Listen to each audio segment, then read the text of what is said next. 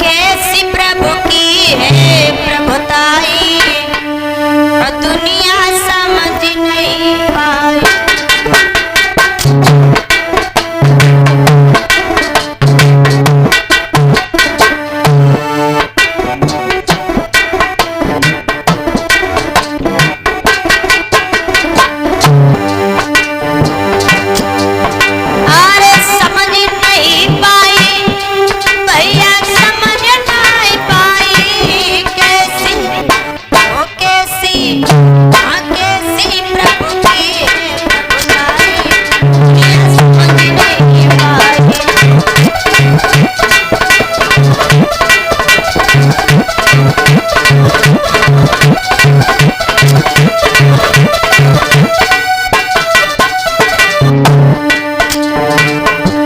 बोले हैं हंस हंसनी भैया,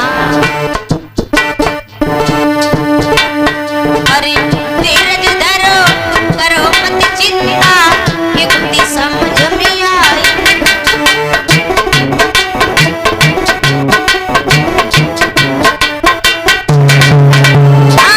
धीरज धरो करो मत चिंता, युक्ति समझ में आई।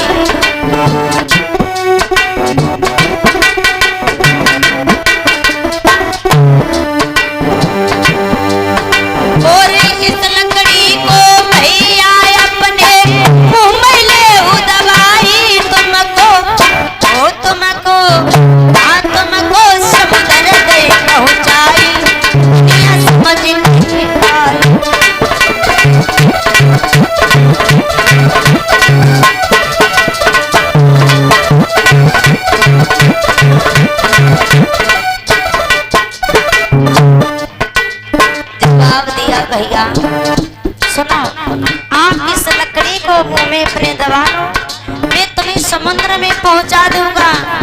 लेकिन होता क्या है भैया, जैसे उस कछुआ ने लकड़ी को दबाया, बताया है महाराज, अरे लकड़ी लेकर उड़े हैं दोनों, कछुआ संग में जा।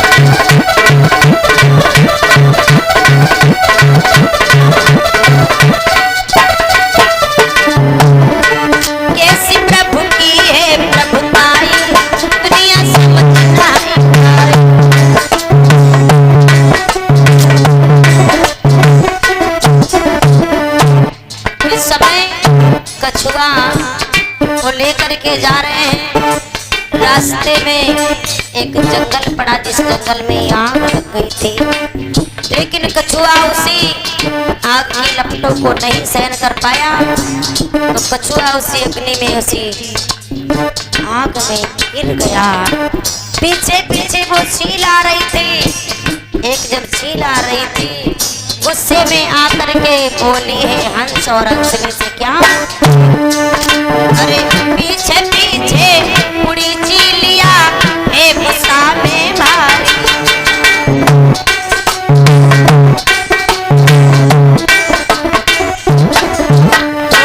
पीछे पीछे उड़ी चीलिया है गुस्सा में भारी। बोली अरे तुमने मेरा भोजन छीना, करूं किसी दिन खारी तुमको, ओ तुमको, हाँ तुमको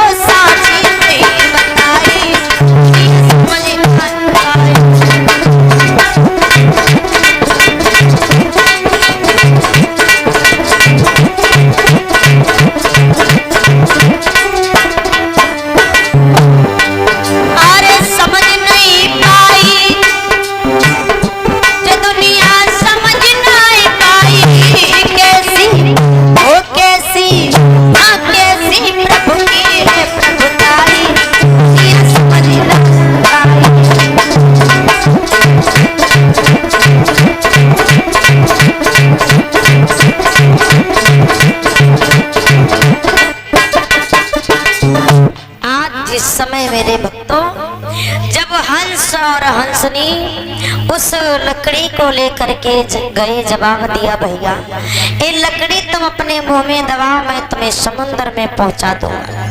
जब कछुआ उस लकड़ी को मुंह में दबाया है तो हंस और हंसनी उस लकड़ी को लेकर के उड़े।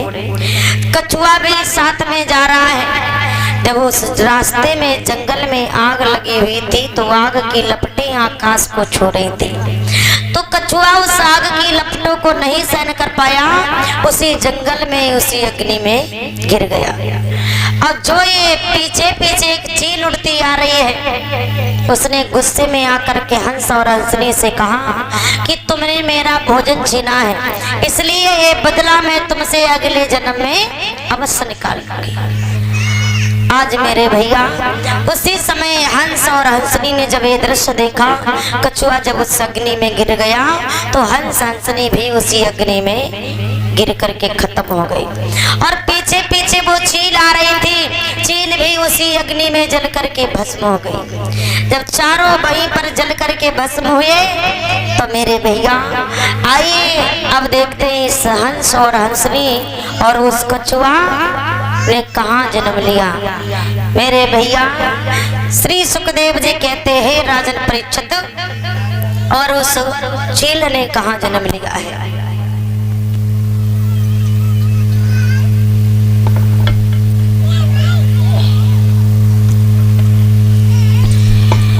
तो कहते हैं महाराज इधर उस हंस ने पवित्र वनवंश में जन्म लिया जिसका नाम पड़ा है उद्यालक ऋषि, और हंसनी ने रघुकुल में अज की पुत्री के रूप में जन्म लिया, तो जिनका नाम पड़ा है चंद्रकला। और बताया है श्री सुखदेव जी कहते हैं राजन परीक्षित वो चील जो थी जिसने वील के घर में जन्म लिया जिसका नाम पड़ा विद्यावती। आज उसी समय मेरे भैया धीरे धीरे समय के पश्चात आज चंद्रकला का विवाह उद्यालक ऋषि के साथ किया गया।